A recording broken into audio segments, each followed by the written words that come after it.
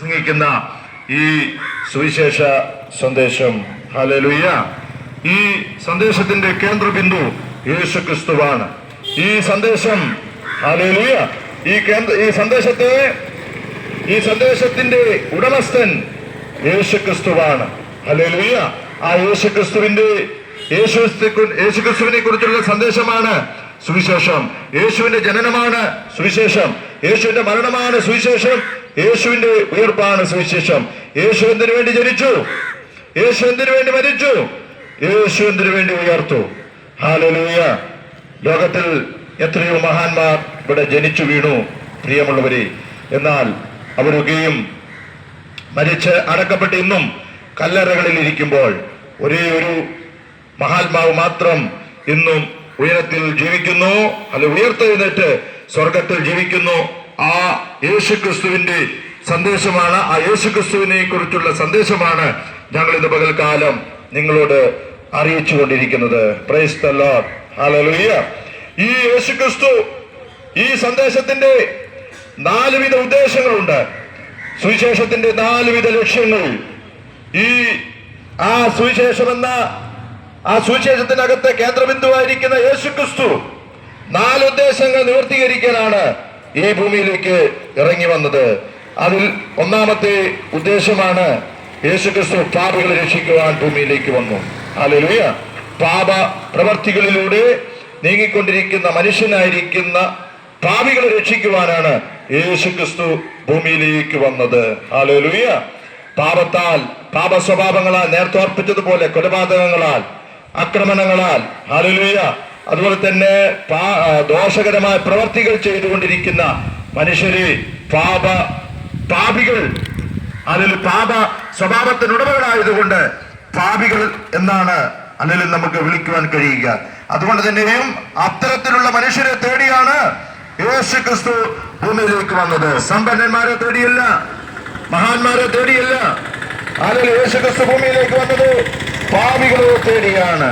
അല്ലെങ്കിൽ യേശുക്രിസ്തു പാപികളെ രക്ഷിപ്പാൻ ഭൂമിയിലേക്ക് വന്നു. യേശുക്രിസ്തു വന്നത് പിശാചിന്റെ പ്രവൃത്തികളെ രക്ഷിപ്പാനാണ്. കൊലപാതകത്തിൽ നിന്ന് മനുഷ്യനെ വിടുവിക്കാനാണ്. പിടിച്ചു പറയുന്ന സ്വഭാവത്തെ മനുഷ്യനെ വിടുവിക്കാനാണ്. തെറ്റായ അനീതിയിൽ നിന്ന് ജീവിക്കുന്ന മനുഷ്യനെ വിടുവിക്കാനാണ് യേശു കർത്താവ് ഈ ഭൂമിയിലേക്ക് കടന്നു വരുവാനിടയായി തീർന്നത്. അല്ലെങ്കിൽ പിശാചിന്റെ പ്രവർത്തികളാണ് ഇന്ന് നമ്മുടെ ദൃശ്യശ്രവ്യ മാധ്യമങ്ങൾ കൂടി കേൾക്കുന്ന തിന്മകൾ, അനീതികൾ, ആക്രമണങ്ങൾ, അല്ലെങ്കിൽ ദോഷപ്രവർത്തികൾ, പാവപ്രവർത്തികൾ, ഇതെല്ലാം പിശാചിന്റെ പ്രവർത്തികളാണ് സഹോദരി സഹോദരന്മാരെ. അതൊന്നും ദൈവത്തിന്റെ ഭാഗമായിട്ട് യാതൊരു ബന്ധവുമില്ല. പിശാചാണ് അതിന്റെ പിന്നിലെ കേന്ദ്ര ബിന്ദു. പിശാചാണ് ഈ തരത്തിൽ മനുഷ്യനെ തെറ്റിച്ചുകൊണ്ടിരിക്കുന്നത്. പിശാചിന്റെ പ്രവർത്തികളാണ് അതൊക്കെയും. ആ പ്രവർത്തികളിൽ നിന്ന് അഴിപ്പാനാണ് യേശു കർത്താവ് ഭൂമിയിൽ വന്നത്. ഇന്ന് പൽക്കാലം ഞങ്ങളെ ശ്രദ്ധിക്കുന്ന ആരെങ്കിലും ഇത്തരത്തിലുള്ള സ്വഭാവങ്ങളിലൂടെ കടന്നു പോകുന്നുണ്ടെങ്കിൽ എനിക്കൊരു ജീവിതമില്ല, എന്റെ ജീവിതം അവസാനിച്ചു എന്ന് ആരെങ്കിലും ചിന്തിക്കുന്നുണ്ടെങ്കിൽ ഇന്ന് പകലിൽ യേശു നിങ്ങളെ സ്നേഹിക്കുന്നു. യേശു നിങ്ങളെ വിളിക്കുന്നു. നിങ്ങളെ രക്ഷിപ്പാൻ ഒരുവൻ കാത്തു നിൽക്കുന്നു. യേശു ക്രിസ്തുവിന് നിങ്ങളെ അതിൽ നിന്ന് വിടുവിപ്പാനായിട്ട് കഴിയും. 3, യേശു ഭൂമിയിലേക്ക് വന്നത് തന്റെ ജീവനെ മാനവകുലത്തിന് മറുപടിയായി കൊടുക്കുവാൻ വേണ്ടിയാണ്. നമുക്കറിയാം, ഇന്ത്യയിലെ നിയമമനുസരിച്ച് പല ശിക്ഷാവിധികൾ നമുക്ക് ഉണ്ട്. ഹല്ലേലൂയ. അതിൽ വധശിക്ഷ വരെയും നീണ്ടു നിൽക്കുന്നു. വധശിക്ഷയ്ക്ക് യോഗ്യമായ തെറ്റുകൾ, പാപപ്രവൃത്തികൾ, തിന്മകൾ ആരെങ്കിലും ചെയ്താൽ, കുറ്റങ്ങൾ ചെയ്താൽ അവർക്ക് വധശിക്ഷ ലഭിക്കുവാനിടയായി തീരും. കൊറോണയ്ക്ക് മുമ്പ് 4 ചെറുപ്പക്കാരെ നമുക്കറിയാം തൂക്കുമരത്തിൽ അവരെ തൂക്കിക്കൊല്ലുവാനിടയായി തീർന്നു. എന്തുകൊണ്ട് തൂക്കിക്കൊന്നു? അവർ ആ വധശിക്ഷയ്ക്ക് വിധേയമായ തെറ്റുകൾ അവർ ചെയ്യുവാനിടയായി തീർന്നു. എന്നാൽ ഈ ഭൂമിയിൽ ജനിച്ചു വീണ സകല മനുഷ്യർ മനസ്സിലാക്കണം, നമ്മളെല്ലാവരും ദൈവത്തിന്റെ സന്നിധിയിൽ, ദൈവത്തിന്റെ കോടതിയിൽ നമ്മളെല്ലാവരും കുറ്റക്കാരാണ്. കാരണം നമ്മളെല്ലാവരും പാപികളായി ചെയ്യുന്നു. പാപം ചെയ്ത് ആ നിത്യ നരകമെന്ന ശിക്ഷാവിധിക്ക്, വധശിക്ഷയ്ക്ക് വിധേയരായി തീർന്നു. അങ്ങനെ അതിന് മധ്യത്തിൽ അതിൽ നിന്ന് വിടുവിക്കുവാൻ ഒരാൾ നമുക്ക് വേണ്ടി പകരം മരിച്ചാൽ നമുക്ക് രക്ഷ പ്രാപിക്കാം. അങ്ങനെ ആ യേശുക്രിസ്തു നമുക്ക് വേണ്ടി പകരക്കാരനായി ഈ ഭൂമിയിലേക്ക് കടന്നു വന്നു. നമുക്ക് വേണ്ടി പകരമായി യേശു ക്രിസ്തു മരിപ്പാണ്ടിടയായി തീർന്നു. അപ്പോൾ യേശു എന്തിനു വേണ്ടിയാണ് ഭൂമിയിലേക്ക് വന്നത്? യേശു എന്തിനു വേണ്ടിയാണ് മരിച്ചത്? അതുകൊണ്ടാണ് ഞാൻ നേരത്തെ ഓർപ്പിച്ചത്, യേശുവിന്റെ മരണം സുവിശേഷമാണ്. കാരണം അത് നല്ല വാർത്തയാണ്. ഹല്ലേലൂയ. എന്തുകൊണ്ടെന്നാൽ യേശു ക്രിസ്തു നമുക്ക് പകരമായിട്ട് മരിക്കുവാനാണ് വന്നത്. യേശുവിന്റെ മരണം നമുക്ക് പകരമുള്ള മരണമാണ്. ഞാനും നിങ്ങളും മരിക്കേണ്ട സ്ഥാനത്ത് യേശു ക്രിസ്തു നമുക്ക് വേണ്ടി മരിപ്പാണ്ടിടയായി തീർന്നു. 4, യേശു ഭൂമിയിലേക്ക് വന്നത് മരണാനന്തര ജീവിതം നൽകാനാണ്. മരണത്തിന് ശേഷം ഒരു ജീവിതം നൽകാനാണ്. അങ്ങനെയെങ്കിൽ യേശു മരണാനന്തര ജീവിതം നൽകണമെങ്കിൽ യേശു മരിച്ചതിന് ശേഷം ഉയർത്തെഴുന്നേറ്റിരിക്കണം.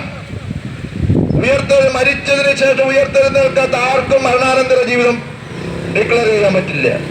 അങ്ങനെയെങ്കിൽ യേശുവിന്റെ ഉയർപ്പ് ഗുഡ് ന്യൂസ് ആണ്, നല്ല സന്ദേശമാണ്. കാരണം യേശു മരിച്ചെങ്കിൽ യേശു ഉയർത്തെഴുന്നേറ്റു. യേശു ഉയർത്തെഴുന്നേറ്റെങ്കിൽ യേശുവിൽ വിശ്വസിക്കുന്നവനും മരിച്ചാലും ഉയർത്തെഴുന്നേൽക്കും.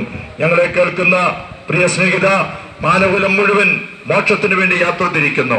ഹല്ലേലൂയ. എന്നാൽ മോക്ഷം, നിങ്ങൾ ആഗ്രഹിക്കുന്ന മോക്ഷം ആ സ്വർഗത്തിൽ എത്തിക്കുന്ന ഏക വഴിയാണ് യേശു ക്രിസ്തുവിലൂടെയുള്ള സുവിശേഷം എന്ന വഴി.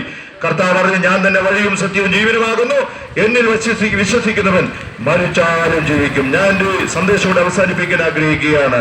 ഞങ്ങളെ കേൾക്കുന്ന ആരെങ്കിലും ഇതുവരെയും ആ സുവിശേഷത്തിലൂടെ ആ യേശുവുമായിട്ട് ബന്ധപ്പെട്ട് ഇല്ലെങ്കിൽ, ഇന്ന് പകൽക്കാലം യേശു നിങ്ങളെ സ്നേഹിക്കുന്നു.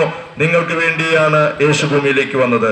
നിങ്ങളുടെ ജീവിതത്തിലെ പ്രശ്നങ്ങളെ പരിഹരിക്കാനാണ് യേശു ഭൂമിയിലേക്ക് വന്നത്. നിങ്ങൾ ആഗ്രഹിക്കുന്ന ആ മോക്ഷം നൽകാനാണ് യേശു ഭൂമിയിലേക്ക് വന്നത്.